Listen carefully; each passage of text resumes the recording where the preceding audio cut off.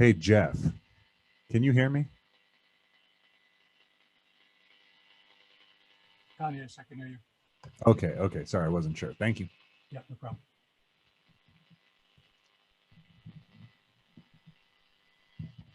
Hey, Connor, can you do me a favor? Give me a call at some point in time. I want to talk about other issues in this. Yeah, of course. Do you have my number? I may not just because I just got a new phone. Okay.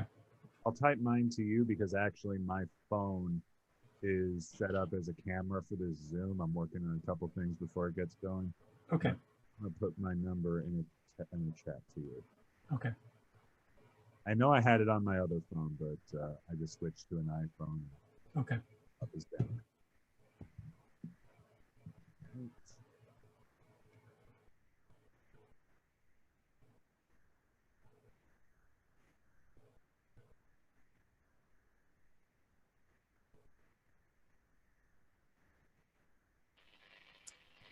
I don't know why, but I feel like Zoom makes all of our faces look red. Hi. Oh, we got Ken. Yay. Don't we all look a little red? We all look a little red. And there's Ed. It does have a red It's bugging look me. to it. Hello. So hi there. So we have Ed and Connor and Jeff. It's great to see everybody. So let me, and we have a quorum. Yay. That's always good. So I called, let's see, we have Connor. Let me write down who we have. We have Jeff. We have Ed. We have Laura, of course. And we have Ken as a guest. I was not able to contact, I left a voicemail for Dave Menzies, and I was not able to contact Michael. I called his number, and then the number said full of messages, so I wasn't able to leave a message. So anyway, we've got us, so we can get going. Thank you, everybody, for joining. As usual, we'll start out with, oops, I got a cat wants to bite my arm, sorry. I will share my screen and later than normal getting out all the documentation, but I did get out the agenda and the minutes. So I'll look to share my screen and we'll look to run down through the agenda first. What we're hoping to cover today, open the meeting, adopt the agenda, approve minutes, which I'll bring up in a minute. I did want to ask what times and dates are good, because I know this time Jeff has to leave at 7 o'clock, and we only have one more meeting scheduled for this year. We have, looking at my calendar here, we have December 14th, and then nothing between Christmas and New Year's. So we have December 14th scheduled, and then we need to schedule next year. And I was hoping to get a consensus of what time and date people would like for next year. Whether Monday works for some people, doesn't work for everybody, but it'd be good for us to have an idea of what we want to do next year for the time and dates of our meetings. So I did want to do that. I'll give you a quick update. We had a work session on the STR law. I can give you a quick update on that. And that was recommended by Michael, and Jeff was also interested because the ZBA, they've had some things. And then really discuss status of what we have. The main thing is the telecommunications zoning changes that Ed had worked on with David. And then if there's anything we want to say about natural resources, and then anything, if kind of there's anything you want to do about scenic overlay. But the main focus tonight, I thought, was going to be the telecommunications zoning changes that Ed had drafted, and then see what we want our next steps to be on that. And then future meeting plans are really TBD. So that's the plan. Anybody want to make a motion to approve the agenda? So moved, Connor. I'll second it. All in favor? Aye. Aye. Anybody opposed? Okay. We're a little quiet on the ayes, but we'll call it good. Okay, so that is our agenda. Our minutes, in case you didn't see them, I'll give you a chance to look at them here. Open the meeting, adopt the agenda, approve minutes. where we were with telecommunications, talking about the document that Ed and Dave put together, and that Ed would send it and we would discuss it at the next meeting, which Ed did send it, and we're going to discuss it. Ed noted that Steve Romine found resources to hire Steve Campanelli if we choose, but we need to do due diligence to find out more about him before hiring. And we might also use the Association of Towns. We discussed aquifer last time, 2 different approaches. And then Ed was going to send the latest aquifer related zoning changes, which Ed did right before the meeting. And then Ken was going to send the latest aquifer related maps. And Ken, I sent you an email, but it was only like an hour ago. Oh, there's David. Yay, David. Anyway, so Ken, I sent you an email, but it was only like an hour ago because I found a document, but I didn't think it was what you said. And I wasn't able to find, because I thought what I had in my notes was that you had said that you actually had sent us the documents, and I'm just pulling out what I have here.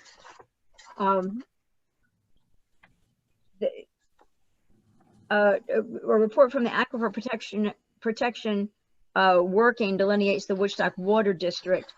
And so Ken, I got, looks like this, and I didn't know if that's what you intended to send. I had in my notes that you're going to send the latest aquifer related maps, but I did see your other email that gave us links to all of that natural resources inventory maps. So I didn't know if that was intended to cover this and the pertinent planning board letter. So I found this document, but anyway, so I I didn't think I found what it is that you intended to send. Well, at the end of the last meeting, I sent the map, the Winkley map, and the planning board letter to all the members of your group. Yeah. And I responded to your email that you sent this afternoon, and I included the Winkley map in that. I mean, okay, sorry. There's So only one set of maps. It's a single map with the Horsley-Witten map put on it, and above it, the Winkley 2016 map. And that's to go with what I sent. The final Winkley committee that you were on, Laura, came up with and presented to the town board in 2016. And it both go together. okay. So, because I printed a whole pile of stuff out. So Ed, what I printed out from you from today, final approved text of the water supply protection law. So that's the final law. And then what I got from Ken was I got scenic overlay maps, but the main thing was a topographic map showing the scenic overlay and then the natural resources inventory. And I wasn't sure. No, he sent also the single map of Horsley-Witten on a map and superimposed on it the Winkley map of 2016. Okay, and what was the date of that? Because I was looking for stuff that Ken sent and I didn't find it. Sent out this afternoon at 5:58 p.m. I got a copy of it. Oh, Ken just sent it out. Okay. It may have been sent out earlier too, but Laura's email, so I included the map again. There's only one Winkley map. It's Okay. 2002 or 2020. There's only one Winkley map. Yeah. Okay. So I just want to make sure that I have it. As long as it has Winkley's imprint on it, that's the map. Okay. So, okay. So we do have it now. So let me just make a note of that. As of, okay. So it was 11:23 email. Okay. All right. From Ken. And that's the same map I sent out after your last meeting. I believe that you sent it. I also believe I didn't get it. I believe that you sent it, but I went looking around. I did a search on, well, anyway, I did a search on your name. I didn't see it, but I've got it now, so we're good. So, okay. And other things, in the minutes, the sewer district, Ken reporting that we don't need to extend it. Scenic overlay, update on Connor's talking with David Lax. And at consequences, we need to do something about the, the drone photographs are going to be helpful. We need to do something about the fines and something about enforcement. Oh, I'm sorry. Are we just reviewing right now? I just wanted to jump in about that. There was an update. Right. I want to approve the minutes and then we'll Sure. go on to topics. Yeah. And then future, begin discussion on dates, times for 2021. Update on the short, I can give you an update of the town's meeting on the short-term rental because that came out of this meeting a couple of meetings ago that we should do that. And then checking everybody's status. So before we lose Jeff, and because Jeff does have, well, first of all, do I have anybody to approve the minutes? So moved. So moved. Yay, Connor, thank you. And I'll second. Any all in favor of approving the minutes? Aye. Aye. Yay, the ayes have it. Okay, cool. Okay. So we've been meeting the second and fourth Monday of the month, and the time has changed based on things like, well, it was partly based on Connor's availability because Connor, before COVID, Connor couldn't get out of work until like 5 and we met at 5:30 or 6 or whatever the time was. And then now we changed the time. And I thought one time, Jeff, you actually couldn't get on the, you were going to be late to the meeting because you had a meeting before this one, but today you got a meeting after this one. So do we want to keep the second and fourth Monday? And if so, what time works best for the group? Well, I appreciate everyone accommodating me. So thank you. I think that was twice probably on my account. So very much do appreciate that. But I would say this time is going to continue to work for me for the foreseeable future, as long as we're meeting during the week, because if my schedule changes, I'm not likely at least to be staying later. At work, you mean? So yes. So you're well, are you able to meet before 6:30? The thing is, my time at 7 o'clock is a one-time thing. Oh, okay. It's probably a one-time thing. I'm not sure it's going to be consistent, so I don't want to schedule around something I don't know it's going to be consistent. Okay. My 5 o'clock that typically happened on Mondays is likely going to be ending. So Mondays aren't necessarily a bad time for me. They're just a one time today. Okay. All right. So is everybody okay if we stick with 6:30? And my thought is to just plan it out for 6 months, and we of course change if we need to. But for the next 6 months, we'll plan for the second and fourth Monday at 6:30 as we have been doing. I'm fine with that. To answer your earlier question, I could meet earlier, but not much earlier. Since I'm getting off at 6, Okay. It wouldn't be a huge problem or anything for me to just turn around and get right on the computer at 6. But you might want to stretch your legs. Yeah. So well, all that being said, though, it's more about the bleed over from work. I want to leave a 10-minute window in case somebody needs that extra help at 5:59, and also I figured offering 6:15 was somewhat moot. Well, so we'll just keep it at 6:30. I didn't hear anybody say that 6:30 was definitely bad. I heard Jeff say it'll probably work out in the future, and it's just us, and we can change anytime we want to change. So I just assume that we're going with 6:30 the second and fourth Monday through June, and then we'll kind of see how we want to do when we get close to June. But okay, so we did that. A quick update on the work session on the short-term rental, and the way this affects us is because we do have our comprehensive plan action item 13, which says review the zoning law. So if we do something not items 1 through 12, then and it's a zoning law, we just count it there. The main thing in the STR that came out of the work session, there was a work session where the different groups were represented in the work session. Like the ZBA was represented by Michelle. I don't think anybody else from the ZBA was there, but we did have building department represented by Butch. We did have I'm trying to remember, planning board would have been, the name's is escaping me. I can picture her in the planning board, but anyway, Judith? What's that? Was it Judith? No, it wasn't Judith. It was the town employee that works on the second floor. Melissa. Melissa. I knew it was an M. I knew it wasn't Michelle. I knew it was an M. So yeah, I think Melissa was there and did some conversation. So and I don't recall exactly who all was there, but I think it was Melissa, and I know it was Michelle, and I know it was Butch, and I'm trying to remember who else was there, and it was the town board was there.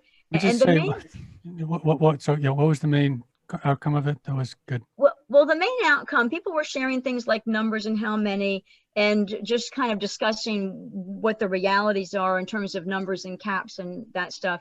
And the main thing that people wanted to change was the planning board had too many SUP requests. There were like 121, because I think every non-owner occupied was going to be an SUP request. And the planning board had 121 of those that they had not gotten to yet. And it seemed that the big hurdle is getting through it the first time, because once you have the SUP, then it's just renewal. It's different from going through it the first time. But so the thought was the town board was going to consider waiving the SUP requirement for non-owner occupied because of this big chunk of stuff that was clogging the planning board queue of work that seemed like it would have been low impact to approve them. So that was I don't think there was any final decision on that, but that was the thought. Yeah, it seemed like they were going to be pre-approved or something. I mean, yeah, the congestion was a little bit out of control. Right. And I definitely appreciate the action. Yeah. So that was the main action that came out. But again, I don't know whether it was an action that was formalized, but it was the action that people thought was the right direction to do to fix that queue. And the non-owner occupied cap has already been reached. So there was some discussion that the building department ought to send those away. If more people are trying to get non-owner occupied, send them away because we're full for non-owner occupied. So those are the main things that I came away with from that. And Jeff, I did, it was your email, and I sent you a response email for the things that you had sent via email about what the discussion was. So I don't remember your 3 points, but I know you had 3 points in an email. I know they were discussed, and then I responded to you in an email. So yeah, I saw that. I also responded to you and the rest of the town board on to clarify what my points were, which is fine. Yeah. Basically, they were just issues that came up to the ZBA that were difficult decisions by the ZBA because there wasn't a lot of guidance in the law, and we didn't want to make precedents in a way that would be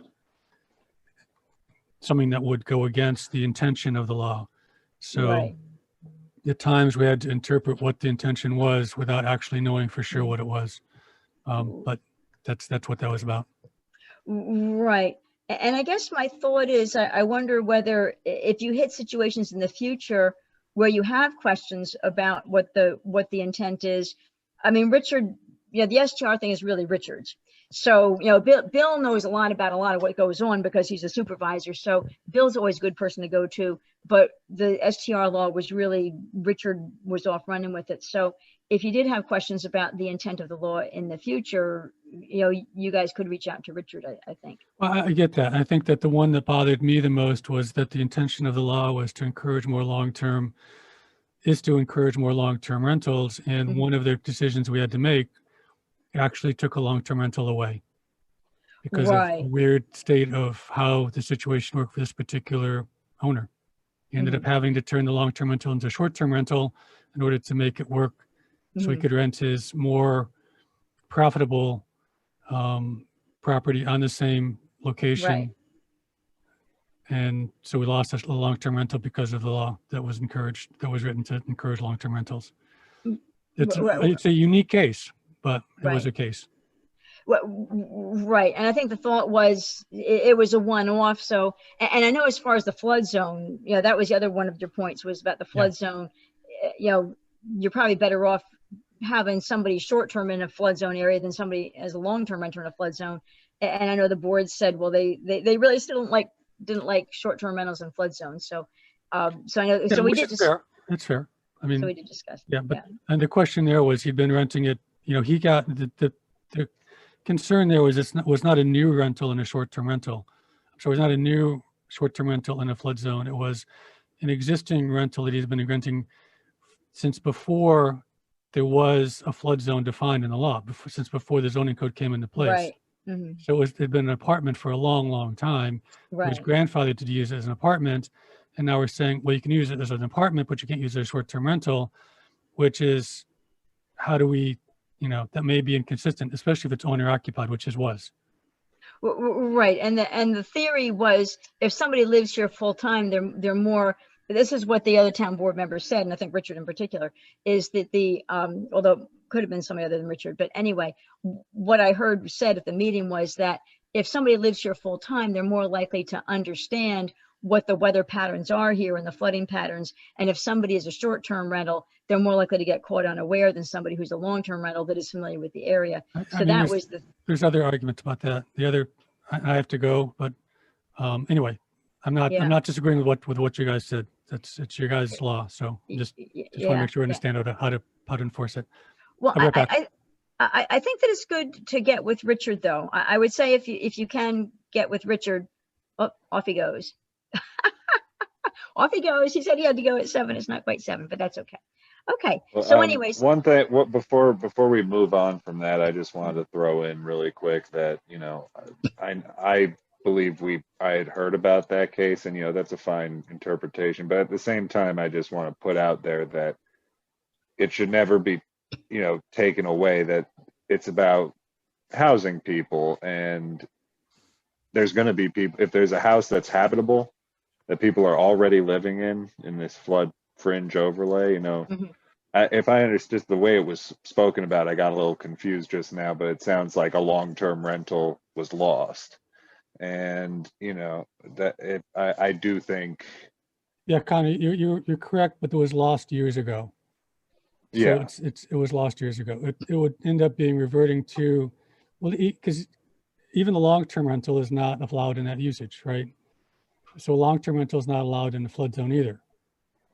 So we had been grandfathered for a long-term rental, which to him at the time is like, okay, an apartment's an apartment, whether you rented for a year, whether you rented for a day. That used to be the law. It used to be the way that people interpreted the law before the STR law came into place. Once the STR law came into place, obviously we're interpreting them differently now. And he wanted to continue using STR because obviously it's more profitable. The end result was essentially what the town board wanted, which was we basically said, no, you can't use it as an STR, you have to use it as an LTR. And so that particular one ended up, I think, going along with the intent of the town board. And I just brought that up as a you know, just an example of a decision that was tough to make, because it was a 3-2 vote. Because we could see the point of view that it also, he'd been using it as an STR because anyway, it was just a tough vote, you know, and I'm not saying it was, you know, I'm not trying to say what was right or wrong. I'm just saying that it was a tough vote. gotcha.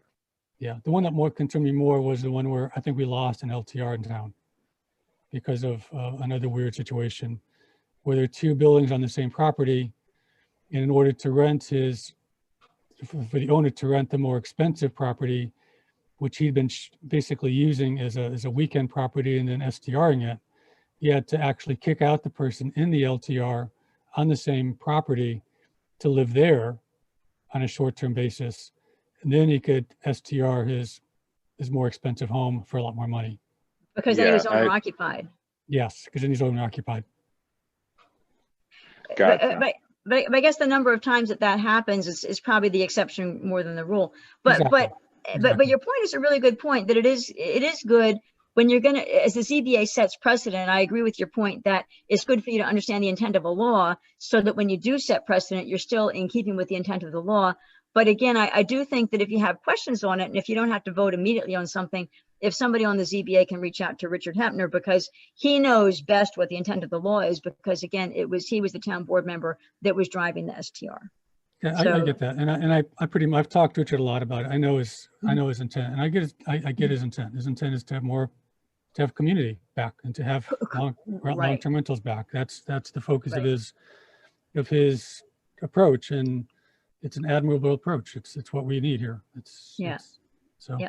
Yeah. Yeah. So, okay. So that's the summary of how that went. Okay. And then with that, I want to go, the most important thing to do, I believe the most important thing to do is talking about the telecommunications law.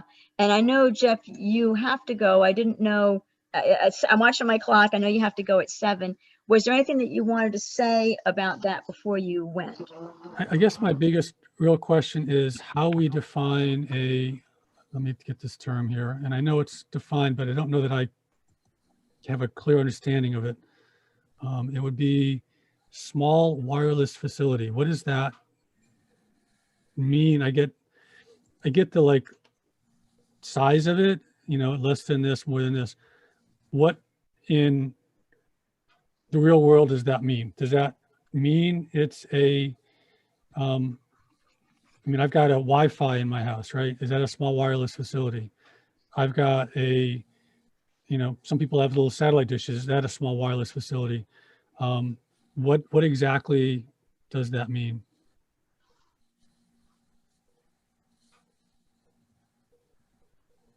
Well, it's a whole section. It's part 2 of the new wireless telecommunications section that Dave and I wrote.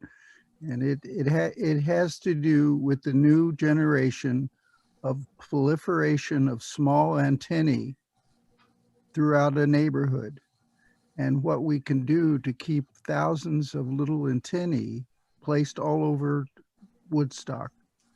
And I consulted a number of laws, including Calabasas, California, and a lot of different states and cities and county laws to come up with a definition. It's part 2. I think it's defined in part 2 of the 45-page.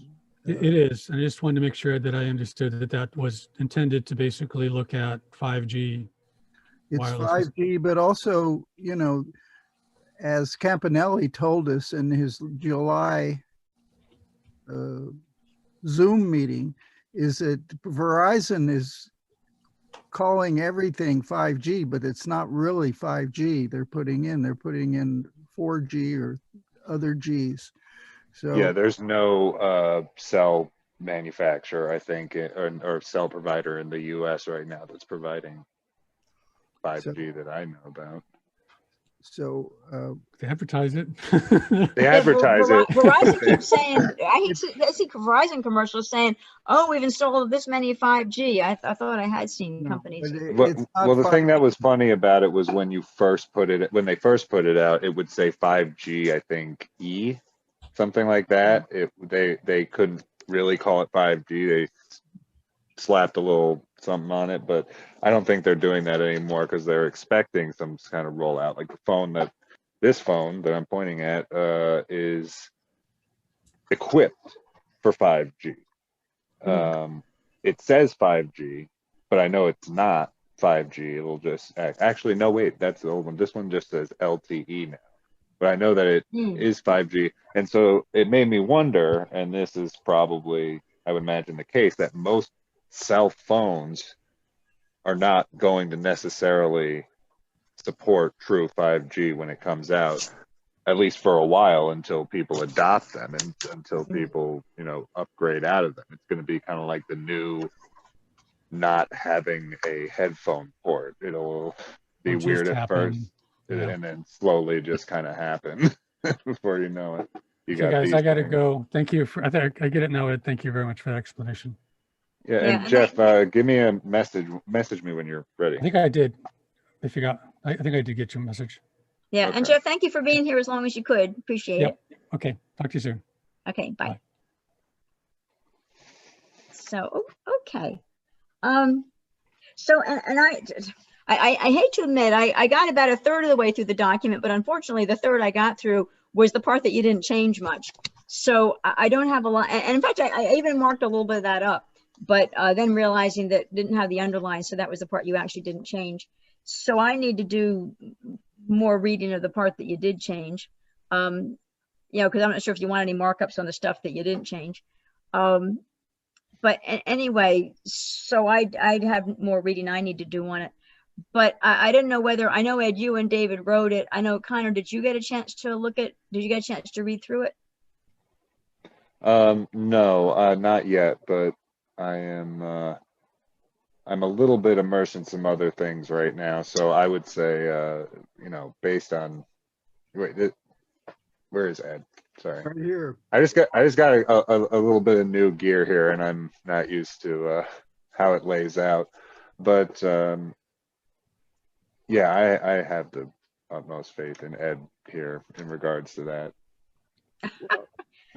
We put it together. We put it together. I've had a big experience at writing this type of stuff. So I did my best to, I consulted with Dave Minchie's, found and located a whole bunch of different laws and provisions and reports on both and large antennae telecommunications and small scale, and which includes 5G and anything with multiple, many antennae involved in it. You know, the Internet of Things, the IoT. I've also written stuff on the IoT, which is the basis of the 5G revolution that they're trying to promote. So, but anyway, it is pretty carefully put together, but we need somebody like Campanelli or another of the small towns. What is it, Laura? Oh, the Association of Towns. Yeah, the Association of Towns could provide an attorney to look through what Dave and I put together. I mean, it makes sense. I sent it to Richard Hebner and he went through it and he thought it was on the right direction. Oh, good. So it's, you know, the issue is you can't ban 5G in every zoning district. That won't fly. So you can control it in historic districts in like the Hamlet. And so we put a special use permit for each small antennae, which will probably bring a lot of objections from Verizon, but that is one way of keeping them from trying to put 2,000 or 3,000 small antennae in the Hamlet of Woodstock. They will try to put them on the library side of the library, on the side of the hardware, on the side of house, on everybody's house. And we were told by Campanelli that we could control where in a historic district particularly, and where there was aesthetic concerns, we could control the amount of these small antennae that were put up. So I called upon a special use permit for every small antennae, but you know, that would dump everything off onto the planning board. So we need to have an officer, you know, maybe somebody who can handle that, because if they come in and they want to put 2,000 small antennae in downtown Woodstock and they're required to do an SUP for each, that would cause the planning board to have to have psychiatric care.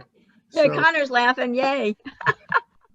Yeah, I don't want to think about that. We just got this victory with the SUPs. Right, on the STRs, right?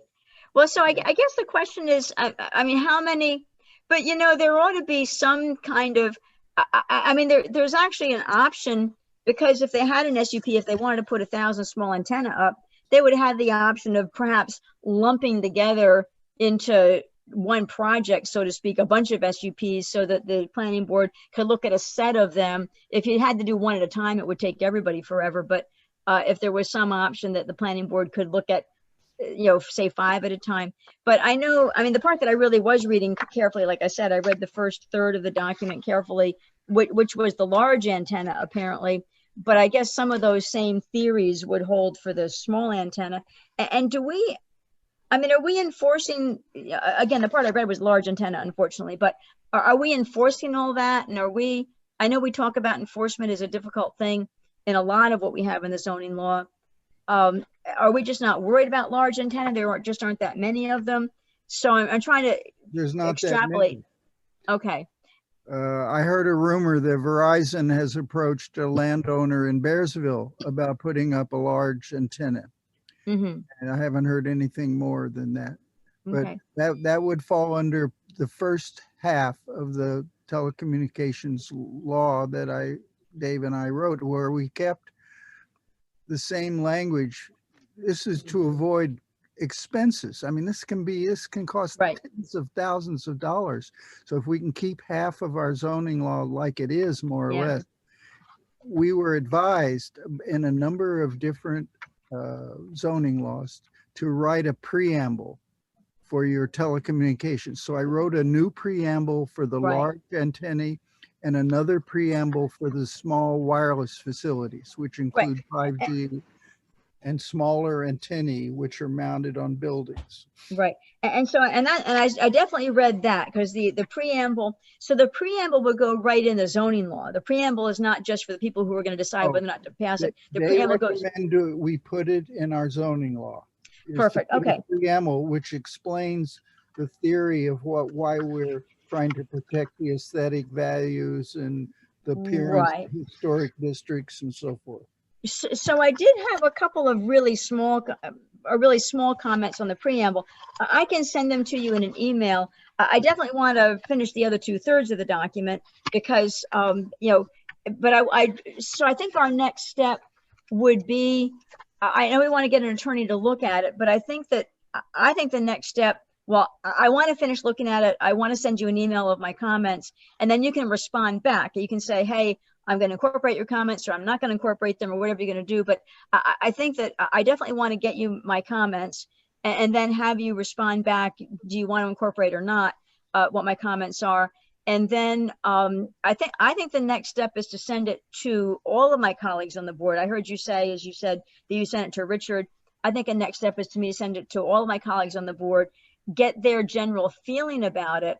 And then if people are in general supportive of it, then go through the legal process. So that's, yeah, you use whatever you send, I'll pay attention to very carefully and figure out how to respond to you. right. Okay. And just because I say it doesn't mean you have to do it, but I do want to at least share my thoughts, and then have you sift through them. When you work as a team, everybody gets to take part in it. So that's what I'm used to in Woodstock. Yeah. Yep. Very, very nice. Very nice. Okay. So I will send you comments, and I will look to get it to you this week. And hopefully in the next couple of days. And then, Ed, look at the comments. I'm making my notes here. Look at his comments. New draft, send to board. And so what I would like to do, if it's okay with you, Ed, is whatever you do, you'll have a new draft then, based on what my comments are. And then if you can send me the new draft, I would like to officially, as liaison and also as the chair of this committee, I'd like to send it out to the board to let them know what the process is. We want the town board to look at it, and then we want to engage attorneys to start turn it into law. So, so my thought is that so I would send it to town board. Good. Board, and then when okay, town send to attorneys, and then to be law. Later on down then is a public hearing, which of course it would have to be hearing and become law. Okay, but I know from what I've read so far in the intro to the large antenna, I always appreciate the work you do, Ed, and I know you and Dave work this together, but I know what I've seen so far, and I glanced at the other pieces, although I haven't read every word of the last 2/3, but I always appreciate the quality job that you do. Well, thank you. Okay, so that's kind of the next steps. Do we want to talk any more about the I mean, thank you, by the way. Do we want to talk any more about the telecommunications piece that you have? Okay, we'll move on to the aquifer piece. So we have reading to do there. People have reading to do for what Ed just sent, because Ed sent something today, and then Ken resent. And I may well have it somewhere, Ken, and my apologies. But anyway, we have the document. Yes, right. Ed sent. I know I'm stopping and starting. Sorry. Let me get my piles of paper right. Yeah, the water supply law. So we have the final approved text of the water supply protection law. 1123 water. And then we have Ken sent the map. So Ken, the other thing that you sent that actually did look really helpful, this aquifer protection working group drinking water source protection map that you sent today at 4:30. So that document that has Ken as coordinator, Jerry Washington, Larry Allen, water and sewer, Arlene, Environmental Commission, John Lavelle, planning, Ed, zoning consultant, Grant, New York State Department of Health. So this document, the purpose of this document, because it's got the aquifer, it's got a lot of really cool information in it, but it doesn't tie in with a water law, I guess. But it looks like a lot of cool information. I'm not sure which document you're referring to. Can you put the title page? Oh, you know what? I'm sorry. It's the one that I sent. Sorry, you originally sent it September 27th. I'm sorry. And then I sent it to you today saying, hey, this is what I found. So you actually sent it September 27th. Report of the Aquifer Protection Working Group Drinking Water Source Protection Map. So you actually sent it to us on September 27th. And it's what I forwarded back to you today to say, hey, was this the map that I should be referencing? And it apparently was not the map I was supposed to be referencing. Well, but I didn't. There's only one map. Okay. So the September 27th document that has this group of people that worked on it, should we be incorporating this into whatever we're doing with the aquifer law? This is background information, or should it be have anything to do with the law? I really don't know what document you're referring to. I mean, okay. I don't think it should. It shouldn't relate. It shouldn't be part of the text of the law. The text of the law is the 14-page right thing, plus the map that Ken sent. Those two documents are the substance of the zoning change. Okay. And then the other thing was, I did think Ken said at their meeting last time that he would send us the latest letter from the planning board. Is that something, Ken, that you are able to send? Or I already sent that. I sent that at the end of the last. Honest to God, it was originally addressed to you. Is it possible? Because I look at everything on my Ricky at Woodstock.org. I sent it to Ricky. I mean, everyone else has it, right? I know, but I have 5 IDs that I check, and it might be in a different ID. I was looking for it in the Ricky Woodstock NY.org. That's where I sent it. And everyone on your committee has a copy of it now. And Connor was on the planning board when it was approved. And it was you as chair of the original aquifer protection. Honest to God, I would ask. And I sent it out last week, after your last meeting. How many copies would you do? So I'll put it in a Christmas card for you. Ken, you're a good guy, and I appreciate you so much. But I have to say, if I go in here and if I search on K Panza, I can't help you with your email. I mean, I sent it to your Woodstock email address, but you got to manage your own email. Correct. I agree with you. I do, but I'm going to share my screen again, and you tell me which one of these it is, because I I'm gonna do a share. When I search on K-Panza, and if I'm in my L Ricky and I search on K-Panza, you tell me which one of these it is. I can't read that from here. It's the first one. Well, the first one is the report. The first one Hey, is the hey, Laura, yeah. it came scrolled down on your emails, not there in the email link, the email link, not the copy in the body. There we go. November 9th is when he sent it. Right. And do you see anything that I received from Ken Panza on November 9th? Yes, it says you received it, L. Ricky at Woodstock, NewYork.org. That was at 7:12 p.m. And yeah, I've got a copy of the planning board letter.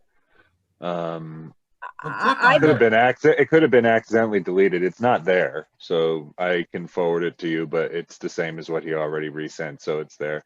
Maybe you just accidentally deleted it. It's no big deal. I never delete anything. That's my downfall. I never delete anything. I didn't delete it. All right. I didn't delete it. Well, And I don't have it. Maybe it's in spam. All I can say is look in junk, no results. But you're looking like I'm looking, and I don't. When I search on K-Panza, it is not there. So, okay, alrighty. So, who's going to send it to me? he's already sent it to you. Ken sent it to me. Yeah, I can. If you don't see it, I'll send it again. But I have it here at. Well, now it doesn't want to tell me the time, but very recently. You've got it right there. 30 email down. Okay. Well, I've got the one that Ken sent, the map. This is the map. This is the map that Ken sent me at 6 o'clock. And I still need the letter, the planning board letter. Can you share the screen? I'll see if I can put it up. Can you share? I'm sharing the screen. You want me to stop sharing so you can share? Yeah. Okay, I'm gonna stop sharing and you, as long as Ashley lets you share, she's the hostess, but I think you can share.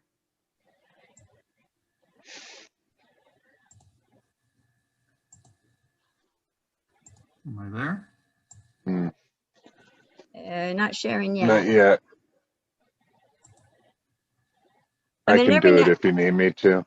And every now and then a comma is, instead of a comma, it's a period or it's a something, you know, so sometimes you think you got somebody's name in a distribution list, but the syntax is wrong and somehow you don't have them. So I believe that Ken thought he sent it to me. Yeah. I'm telling you, I don't have it. And I have not deleted anything out of my mail. So. Oh, here we go. We got to hit the right buttons. Yep.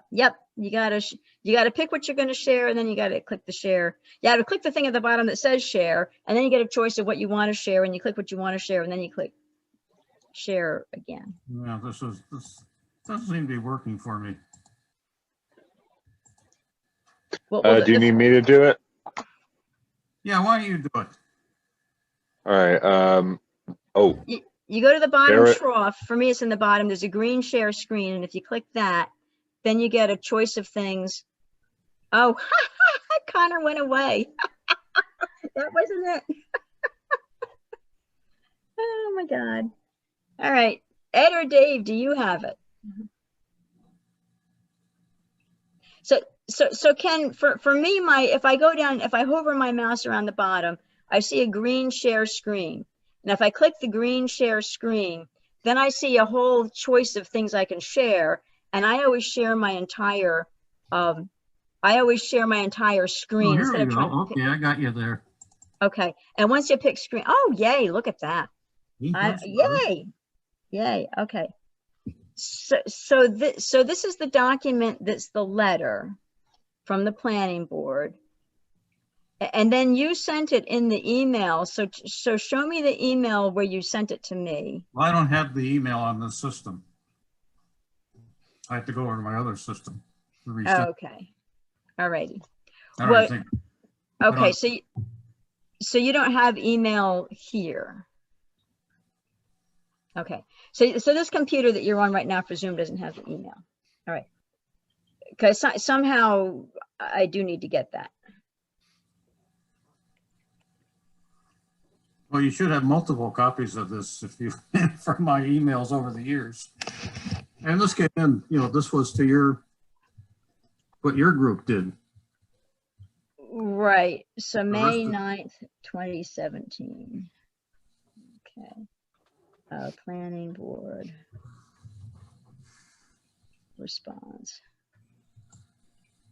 All righty, well. Where they say, don't accept this log, go for an extended sewer system. Where's, Okay. this is where they asked for the, also to include the Pursley and Witten wellhead protection area in the law. Mhm. This is where, you know, they also have other things for the zoning law to be changed having to do with Yeah. the variety of miscellaneous.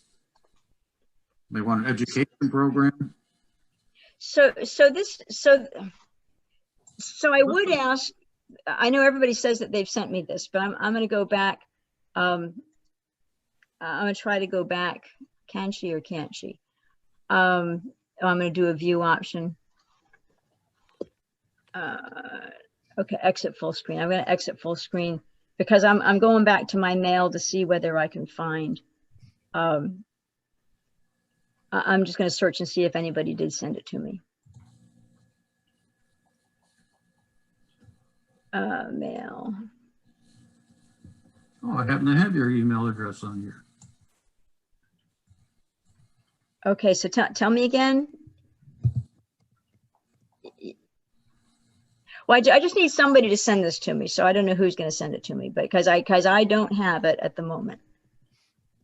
Found your email address on this system. lricky@woodstockny.org.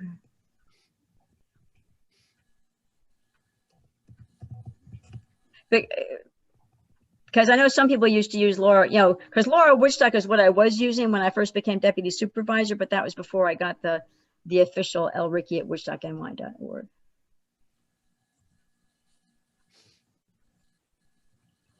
This goes to woodstocknewyork.org. Yeah, Woodstock NY, right? Woodstockny.org. lricky@woodstockny.org. And we'll see if it gets here. Now I got to figure out how to. I don't use this email, so I got to figure. Go ahead with your discussion now. Yeah. Okay. Alrighty. So I guess the next step for this, what I was going to recommend that the next step for this is that at our meeting on December 14th, that everybody review not only the 14-page document that Ed sent us, but also the planning board response. And we come to the next meeting, and our focus topic of the next meeting will be focusing on this. So that's what I was going to propose, is next meeting we focus on this.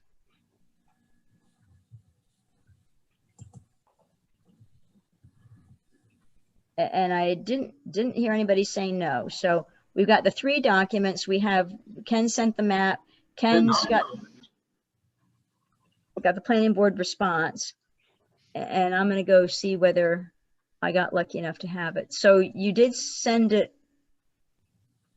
I don't know how long it takes to get here. Well, I haven't sent it yet because I haven't figured out this email system. Oh, so, okay. Well, maybe Connor can. Connor, are you back? Oh, now we're viewing Connor's screen.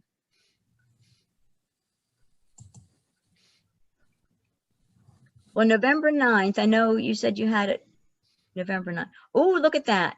So Connor, are you able to send me, and we don't see you, Connor, and I don't hear you, you're on mute, but are you able to send me the email that you're looking at?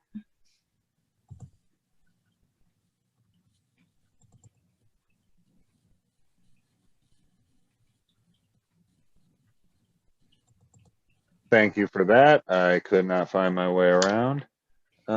Yes, I'm going to send that to you right now. Thank you so much.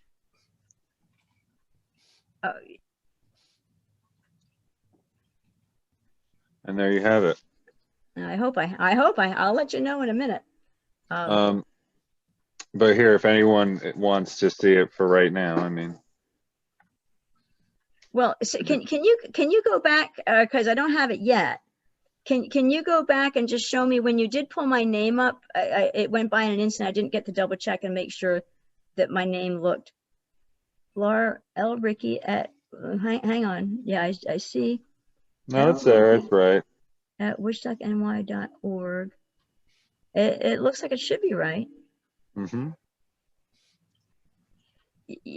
You know, there was a time, Grace Murphy, because I'm liaison on the Complete Streets, and she would send me stuff, and I, for the life of me, would not get it. And I forget what it was that she wound up doing, so I would get it, but. Ken, just out of curiosity, I don't think I have the answer here, but what is the domain of your email address, Ken? Well, my domain is hvc.rr.com, although I have a domain on the town website. Okay. And most of the stuff from HVC. Connor, I'm happy to say I got it. Thank you so very much. No worries. Thank you. Thank you. All right. Should I stop sharing now? Whatever you'd like to do, because well. So what I did while you went away is I hang on, let me just do 11:23. Okay. So what I did while you went away is I proposed that at our next meeting, what we do is we look at these documents, the same thing that you just sent me, which is the map as an attachment, as well as the planning board response. And then we also look at what Ed sent us earlier today, which is the 14-page proposed law. What I wanted to make that as our focus topic at our next meeting, which is December 14th. So that is what I proposed, and nobody said no. And we're kind of a quiet group. So anyway, that's my plan. In case, unless anybody says no, is that'll be our focus topic next time. Is these nice things that Connor that Ken sent to everybody, and that you, Connor, sent it to me, and I got it. Yes. So, and then Ed's document. So that'll be the topic next time. Okay. So that being said, is there anything you said there were things you wanted to tell us about, Connor, about the scenic overlay? Yeah, I just wanted to have a brief discussion about something that came up, and I've been meaning to bring up about this. The planning board was discussing a case recently that's coming up, modification, construction in the scenic overlay, new construction. And we're going to try to implement the aerial photographs because we can't. Ooh.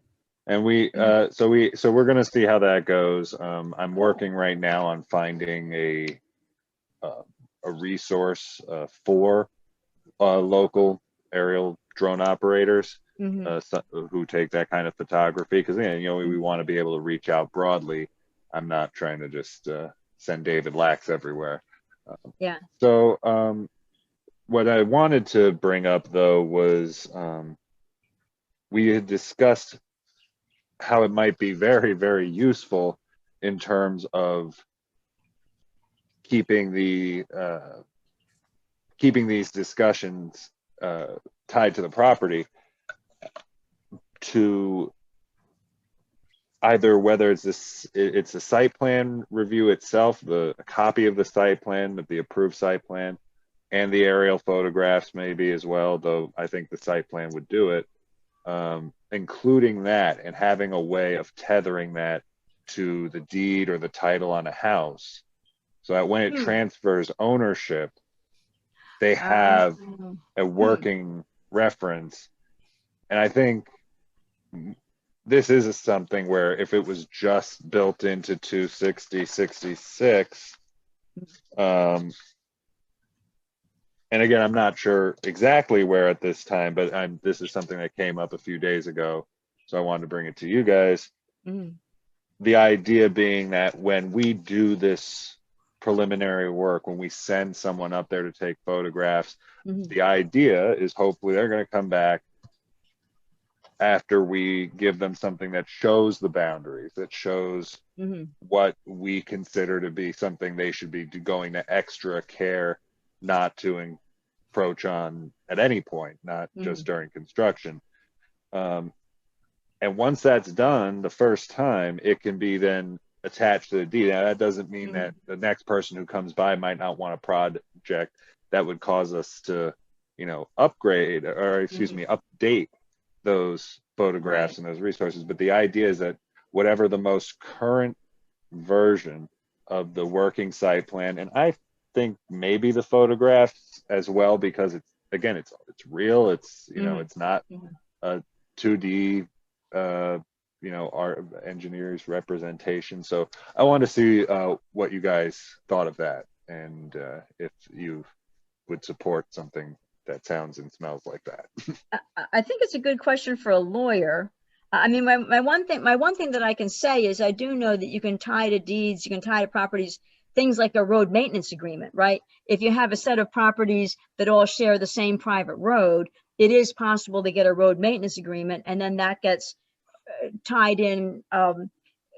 It gets tied in, and then when a property sells, the road maintenance agreement is on record with the county, I think, that says, hey, this property has a lien against it. It's got, I don't know if you call it a lien, I don't know if that's the right word, but this property has this thing that it has to abide by. It's called a road maintenance agreement. So I do know that you don't, I guess you don't actually update the deed to put the road maintenance agreement in the deed, but the property, it is tied to the property that the county knows it's tied there. And if somebody were to go to research the property, say you get a new buyer and they want to research the property, and what comes up with this property is, oh, by the way, you're bound by this road maintenance agreement. So what I'm kind of brainstorming, bridging off of what you're saying, well, first of all, I think this is a really nice, innovative idea. And the question is, can it be done, and how would it be done, and whatnot? So what I'm saying is maybe it wouldn't actually get tied to the deed, but maybe it would get a document, just like a road maintenance agreement, that you go research your property before you buy it, and you say, oh, you have to abide by this road maintenance agreement. Maybe there are things besides road maintenance agreements that can be put in place. You know, is it actually an update of the deed, or is it just something else that you have to abide by? I think it's a good question for a lawyer.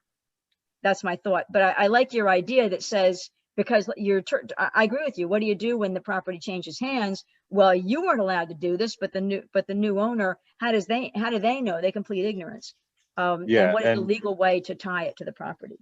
Yeah, and I mean, just from, you know, we're working off of the site plan because it's what we have that gives us all that information in the first place. But if I understand what you're saying correctly, you're thinking, you know, like a road maintenance agreement, it could be just maybe some sort of standard document that gets included. The thing is, unlike a road maintenance agreement, I feel like there is, you know, a sort of, what's the word for it? A subjective element to this whole thing. Like, you know, we're talking about visual integrity. It's like, so while putting that out there, if we were to have that, if instead of the site plan was not included, I would think this photography should be then what's included alongside a document like what you said, just because of you know, each person's property is really going to dictate, you know, the level and degree of which they need to conform to that, even though the rules will always be the same. So having a copy of those photographs and specifically the marked up ones that show the radius or of whatever area we want not disturbed, and maybe you know, that kind of thing. And with the understanding that even when they come back, you know, if someone sells their property 10 years from now, well, the owner's allowed to cut a certain amount of trees down per year. But hopefully with this, they're going to know, A, I shouldn't be cutting my trees in this area in the first place. And B, when they come back, you know, that has to be factored in. So that way, I agree with you. Maybe there is a sort of boilerplate document that we can include with these properties that say, you are part of the scenic overlay and you have to abide by 260-67. And we'll beef that up a little bit. But yeah, I like that idea, but I do think, if not a site plan, the aerial photograph, something that will delineate property by property, Yeah. because that's something, you know, that the planning board can do. Every time we got to do a site plan, a site visit, you know, this is just par for the course. It's not like piling on a bunch of extra work. It's just another thing that can be sort of done in tandem with our normal Yeah. due diligence. Well, let me ask, I can ask Bill if you'd like me to do that. I can ask Bill about going to the town attorney and asking the town attorney what ideas he has to legally, because I'm with you 100%. It's nice to have a way that the new owner knows some laws that they're bound by with that property in the scenic overlay, and what is the best legal way to make sure they know what they're bound to. I think that's Exactly. a good And idea. There, the idea, there are rules about what can be attached to a deed. For instance, when you allow Central Hudson to build a pole on your property, it's a separate deal that's filed with your, I don't think it's with the deed, I think it's, but it's attached to your property. Right. When you ask for the information about, for instance, my property, with the county, it shows that there's an easement allowing, but if you have a conservation easement, that may be attached directly to the deed. So there's probably a list of rules about what specifically can be attached to an actual deed. I mean, if you go into the Ulster County Clerk's office and look at, there's a lot of stuff that comes up when you look at a deed. There's all kinds of things. So there's a list of rules probably. So it's possible that a scenic overlay aerial photograph might possibly be allowed to be attached to a deed. You just have to get an opinion from the town attorney if they'll let you do that. Right. I think that's a great idea. I would definitely appreciate the opportunity to be in the room for that. Oh, okay. If we can Cool. arrange it, or, you know, on the Zoom, as it were. Sure. Yeah, Are I you- think we should ask. I'm hoping we can hear it from an attorney, not, you know. in Oh, no, confidence. absolutely. So are you, I know that you work during the day. Are you available like for a meeting like that? If 3 I can get with p.m. Bill- is my lunch hour. I feel like that's usually it's pretty So- open. I think I might be the only person in this hemisphere with that lunch break. Okay, so 3 p.m. is lunch break for you. Okay, so if I set something up for 3 o'clock, I would confirm it. It would just be, for starters, it would be you, me, and Bill to talk about the request. And I don't know whether either of us would be in when Bill talks to the attorney, but I think what you're saying, the first step would be for me to talk to Bill. And if you'd like it to be you, me, and Bill talking together. Yeah, I mean, I think we should, I don't see why we all can't be there for the attorney too. I mean, I want to make sure the question is adequately phrased. I don't mean to put anyone down, but, you know, I don't. Right.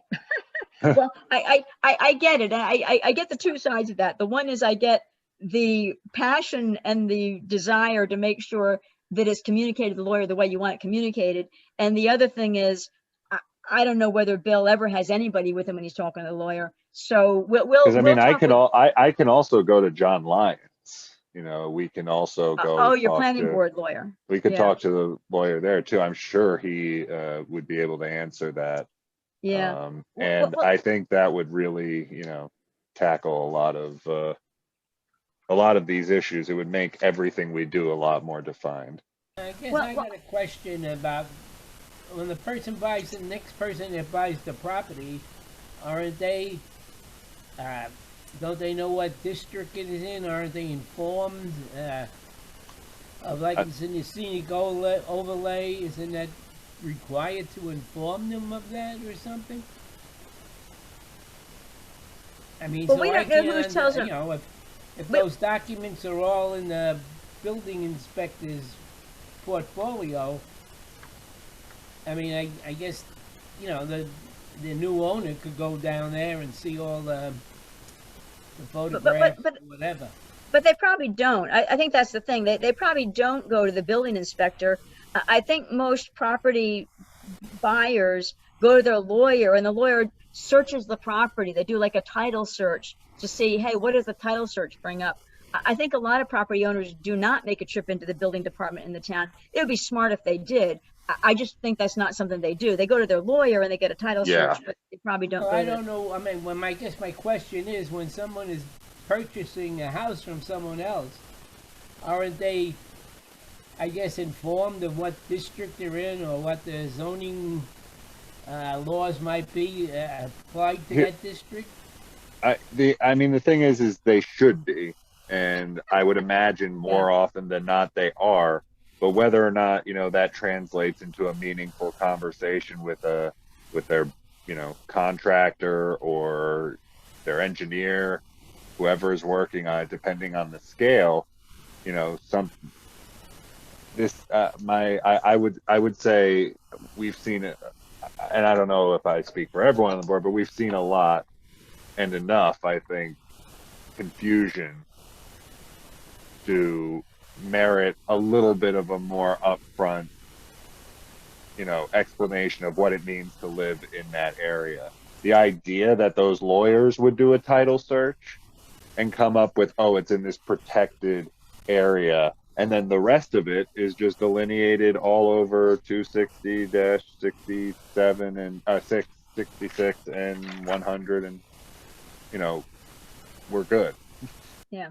So I think Connor, I do think then the best next step is you and I to talk with Bill. And I think you've raised a really good point that one lawyer to go to could be John Lyons. I mean, unless you'd rather just go to John Lyons, but every time you go to a lawyer, it does generate a bill. So Yeah. so I think it would be, out of courtesy, it would be good to talk to Bill McKenna about it, and then say, hey, do we go to John Lyons, Well, or do we Well, go to the town? I think we're, you know, there's going to be a point probably soon where we're going to need to talk with our attorney anyway, and you Right. know, the planning board should have some a pretty fair degree of autonomy when it comes to talking to our lawyer, you know, without Right. having to. I'm not saying, you know, for frivolous things. I mean, to be honest, I've been on the board for, geez, going on 4+ years now. And I've spoken to John Lyons in that capacity maybe twice, Right. you know, Right. and Right. they were for big issues. They were for things that really, you know, mattered. But that being said, I think it makes sense to go to John Lyons first, because for one thing, I want to see if the planning board has him coming in anytime soon anyway. So it might be a good Oh, time cool. Okay. to piggyback off of that. Okay. But also, you know, this is something that the work of the planning board would be directly affected by. So the question for him in our capacity as a planning board is not only can we do such a thing to a title, but you know, we want to be the people who, you know, we want to facilitate this new procedure of having the photographs taken, you know, Right. running through the ones and twos of everything, not everything, but details like, all right, blurring out the neighbors, you know, making sure that we can accept these things and then subsequently pass them along to whoever's going to attach it to the deed.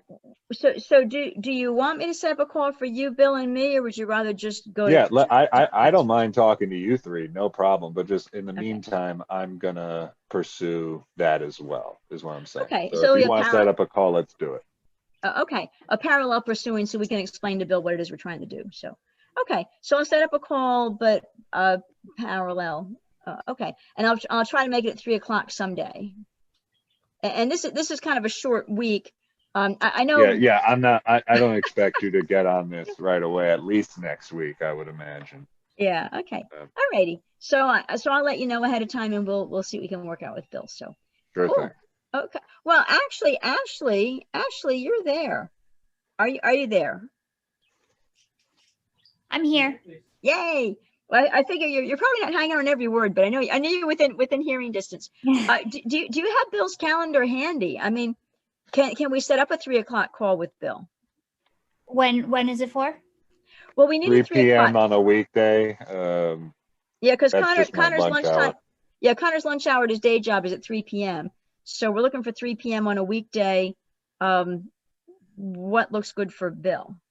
Okay, I know tomorrow is busy.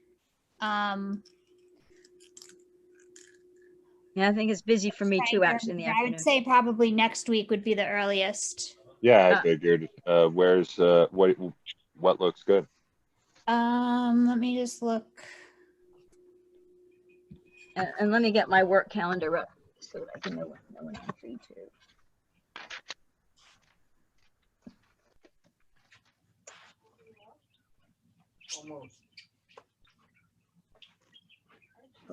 Oops.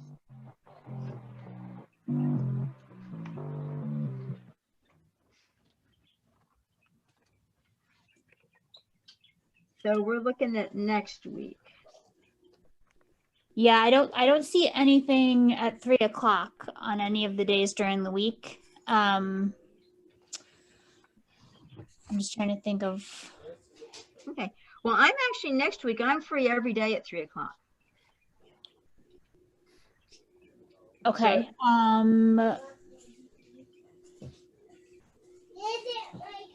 So I think if we scheduled a half an hour on Bill's calendar, but it would be Zoom. Mhm. And Wait, are you you in? saying that he does or does not have availability next week at 3? No, next week I don't see anything right now, Monday through Friday. Oh, so So is as there a in, day that works best for you? oh no, none in particular. I'm working remote and Okay. I'll be there. I'll be here. Okay. I want to say that Tuesday or Wednesday tends to be the best. Okay. Either one works for me. So just pick a day and. Okay, let's say Tuesday, the 1st at 3. Okay, 3 o'clock, and then you'll send Connor and me a Zoom. Yep, and it's just the two of you. And Bill, yes. Yep. And it's Perfect, a zoning thank you. revision. It's a zoning revision committee topic. Okay.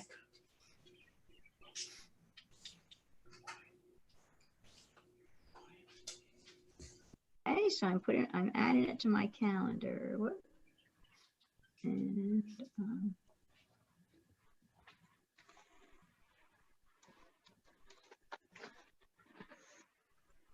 okay. So okay, so we're set for Tuesday at 3, and we'll let them know what's going on here. Yep. Okay, cool. So I think that was it for the topics. Excellent progress. Excellent progress in so many areas. Next meeting we'll focus on the aquifer stuff that Ken sent out, and I now have. So and I will be getting Ed my comments on the law that he and David worked on. So and we have a plan for that too. So and Ken, thank you for joining us, and you'll probably want to join us next time too if you don't mind, because it's right up your alley with the aquifer. Well, when the questions come up about what we've been doing, I think it's useful that I be here to try and answer them and sort through some of these documents. Yep, absolutely. Too much stuff, but it's generally all the same. I mean, we make progress, but we keep repeating ourselves. Well, yeah, there you go. There you go. So there's a common theme to some things. There you go. I found my pen. Yay. Okay. Any more topics that anybody wanted to cover before we ran long today? My apologies, but thank you everybody for your stamina. Anything else anybody wanted to cover on this call? No, I'll make a motion to adjourn. Yay. Do I hear a second? Second. Yay. All in favor? Aye. Aye. Well, I hope everybody has a happy Thanksgiving. I know it's different for everybody. I think everybody's Thanksgiving is different. It's going to be different from what they usually would have done. So, but I wish everybody has a peaceful day with some good food, I guess. I'll be a bit lonely this year. We're not having the crowd like the people over like we used to. Yeah. Yeah, it's going to be different. So it's just going to be the family. Yep. Yep. Yeah, absolutely. So I'm going to be cooking because I still hang out with Jerry's stepchildren, or with Jerry's children, my stepchildren, So I'm cooking the same things I normally would, but I'm going to be dropping it off at their houses because we're not going to be eating inside with anybody, but they all want the food. so There you I go. got the same sort of deal. so that's our plan. So it'll be good. We'll get to see everybody from afar. I'll get to wave at them through the through their screen door and stuff. But that's what we do these days. I'm hoping for much better a year from now. But Me too. Have a good one, you guys. All right, Yeah. bye-bye. Happy Thanks, Thanksgiving. All right, so long.